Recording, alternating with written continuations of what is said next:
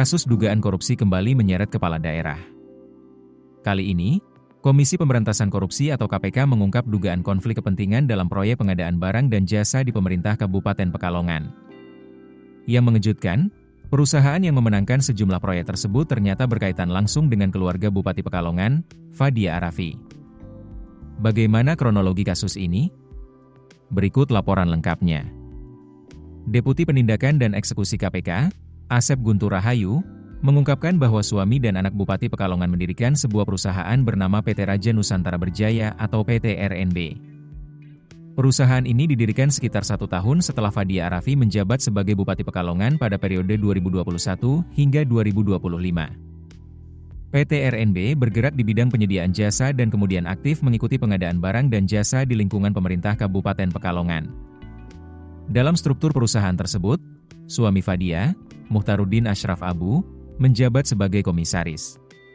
Sementara putranya, Muhammad Sabik Ashraf, menjadi direktur pada periode 2022 hingga 2024. Pada tahun 2024, posisi direktur kemudian digantikan oleh orang kepercayaan Fadia bernama Rul Bayatun.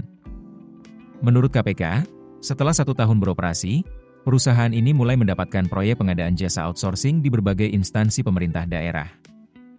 Secara hukum, kepala daerah maupun keluarganya sebenarnya tidak dilarang memiliki perusahaan.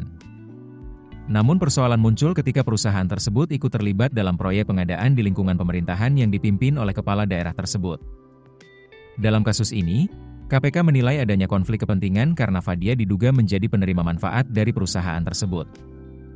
Tak hanya itu, Fadia juga diduga melakukan intervensi terhadap sejumlah kepala dinas agar memenangkan perusahaan keluarganya dalam proses pengadaan jasa outsourcing.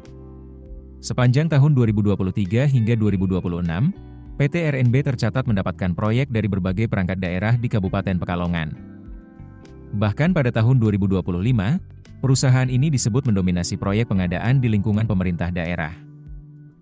Rinciannya, PT RNB mendapatkan proyek dari 17 perangkat daerah, 3 rumah sakit umum daerah, serta 1 kecamatan di Kabupaten Pekalongan. Atas dugaan perbuatannya, Fadia Arafi disangkakan melanggar sejumlah pasal dalam Undang-Undang Pemberantasan Tindak Pidana Korupsi.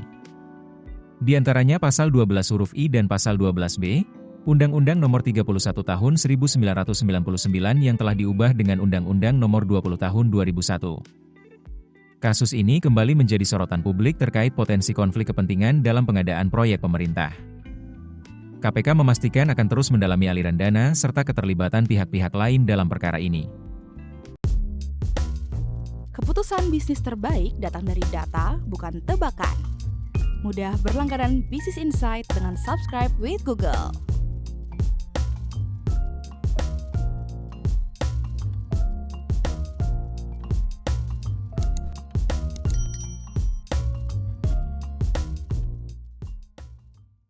Download aplikasi Kontan sekarang di App Store atau Play Store.